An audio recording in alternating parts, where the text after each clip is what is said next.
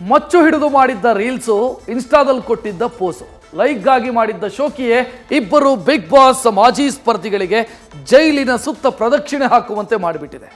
ನಿನ್ನೆ ಅರೆಸ್ಟ್ ಆಗಿ ರಾತ್ರಿ ರಿಲೀಸ್ ಆದ ಈ ರೆಬಲ್ ಬಾಯ್ಸ್ ನೈಟ್ ಎಲ್ಲ ಥಿಂಕ್ ಮಾಡಿ ಬೆಳಗ್ಗೆ ಅದೇ ದೌಲತ್ತಲ್ಲಿ ಠಾಣೆಗೆ ಬಂದರು. ಬಳಿಕ ಮತ್ತೆ ಖಾಕಿ ಬಲೆಗೆ ಬಿದ್ದು ಲಾಕ್ ಆಗಿದ್ದಾರೆ.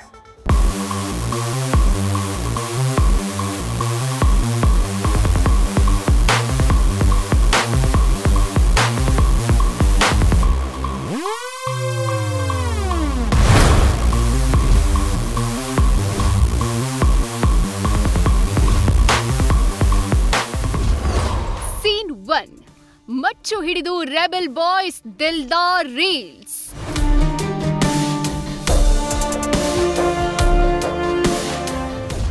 ಸೀನ್ 2 ಲಾಂಗ್ ಹಿಡಿದು ಲಾಕ್ ಆದ ರಜತ್ ಹಾಗೂ ವಿನಯ್.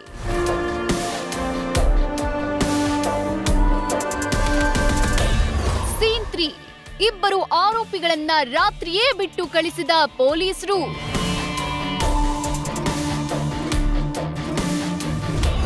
ಸೀನ್ 4 ಇವತ್ತು ಮತ್ತೆ ಪೊಲೀಸ್ ಠಾಣೆಗೆ ಇಬ್ಬರು ಹಾಜರು.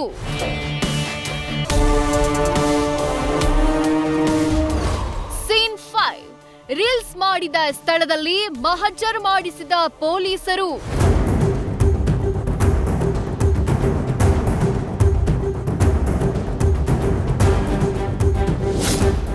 ಕೈಯಲ್ಲಿ ಲಾಂಗ್ ಹಿಡಿದು ದಿಲ್ದಾರ್ ಆಗಿ ರೀಲ್ಸ್ ಮಾಡಿ ಮತ್ತದೇ ಲಾಂಗ್ ನಿಂದ ಲಾಕ್ ಆದ ಇದೇ ರಜತ್ ಹಾಗೂ ವಿನಯ್ ನಿನ್ನೆ ಅರೆಸ್ಟ್ ಆಗಿ ರಿಲೀಸ್ ಕೂಡ ಆದ್ರು. ರೀಲ್ಸ್ ನಲ್ಲಿ ಬಳಸಿದ್ದು ಡಮ್ಮಿ ಮಚ್ಚು ಹೊಂದಿದ್ದಕ್ಕೆ ಪೊಲೀಸರು ರಾತ್ರಿಯೇ ಬಿಟ್ಟು ಕಳಿಸಿದ್ರು. ಆದ್ರೆ ಇವತ್ತು ಇದೇ ಕೇಸ್ಗೆ ಟ್ವಿಸ್ಟ್ ಮೇಲ್ ಟ್ವಿಸ್ಟ್ ಸಿಕ್ಕಿದೆ.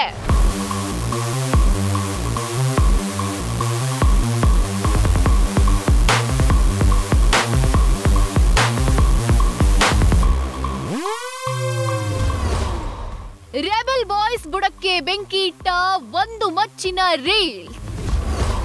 ನಿನ್ನೆ ಅರೆಸ್ಟ್, ರಾತ್ರಿ ರಿಲೀಸ್, ಆಮೇಲೆ ಟ್ವಿಸ್ಟ್ ಮೇಲೆ ಟ್ವಿಸ್ಟ್.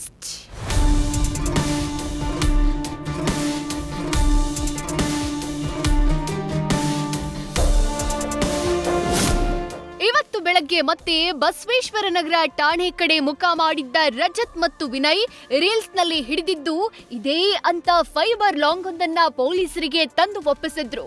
ಆದ್ರೆ ಅಸಲಿ ವಿಷಯ ಏನಂದ್ರೆ ರೀಲ್ಸ್ ನಲ್ಲಿ ಬಳಸಿರೋ ಲಾಂಗು ಈ ಫೈಬರ್ ಲಾಂಗು ವ್ಯತ್ಯಾಸ ಇರೋದು ಸ್ಪಷ್ಟವಾಗಿ ಕಾಣಿಸ್ತು.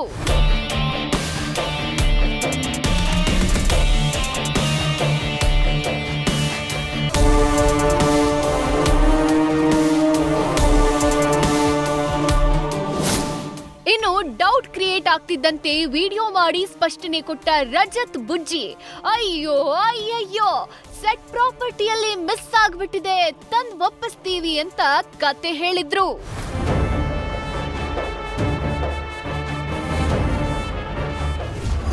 ಬಟನ್ ಬಿಚ್ಚಿ ಇಬ್ಬರು ರೀಲ್ಸ್, ಬಟನ್ ಹಾಕಿಸಿ ಮಹಜರ್.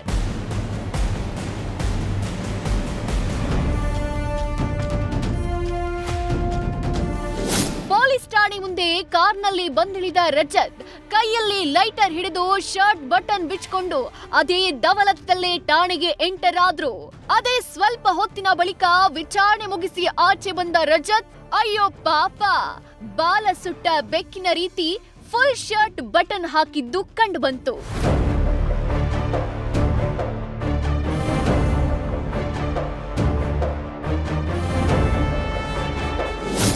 ಬಳಿಕ ನೇರವಾಗಿ ನಾಗರಭಾವಿಯ ಅಕ್ಷಯ್ ಸ್ಟುಡಿಯೋಗೆ ಕರೆತಂದು ರೀಲ್ಸ್ ಮಾಡಿದ ಜಾಗದಲ್ಲಿ ಪೊಲೀಸರು ಸ್ಥಳ ಮಹಜರ್ ಮಾಡಿದ್ರು.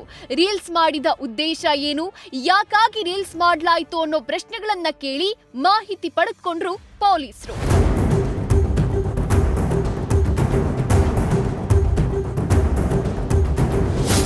ನಿನ್ನೆ ರಜತ್ ಪತ್ನಿ ಅಕ್ಷಿತಾ ಫೈಬರ್ ಮಚ್ಚು ತಂದು ಕೊಟ್ಟಿದ್ರು. ಆದ್ರೆ ಪ್ರಾಥಮಿಕ ತನಿಖೆ ಪ್ರಕಾರ ಅದು ನಕಲಿ ಮಚ್ಚು ಅನ್ನೋದು ಬಯಲಾಗಿದೆ. ಅತ್ತ ಅಸಲಿ ಮಚ್ಚು ಪತ್ತೆ ಮಾಡೋ ಸಲುವಾಗಿ ರಜತ್ ಪತ್ನಿಗೆ ನೋಟಿಸ್ ನೀಡಲಾಗಿದೆ. ಅಷ್ಟೇ ಅಲ್ಲ, ಸ್ಟುಡಿಯೋದಲ್ಲಿ 1 ಗಂಟೆ ಪರಿಶೀಲನೆ ಮಾಡಿದ್ರೂ ಅಸಲಿ ಮಚ್ಚು ಪತ್ತೆಯಾಗ್ಲಿಲ್ಲ. ಹೀಗಾಗಿ ಮತ್ತೆ ಇಬ್ಬರು ಆರೋಪಿಗಳನ್ನ ಠಾಣೆಗೆ ಕರೆದುಕೊಂಡು ಹೋಗಿ ವಿಚಾರಣೆ ಮುಂದುವರೆಸಿದ್ದಾರೆ.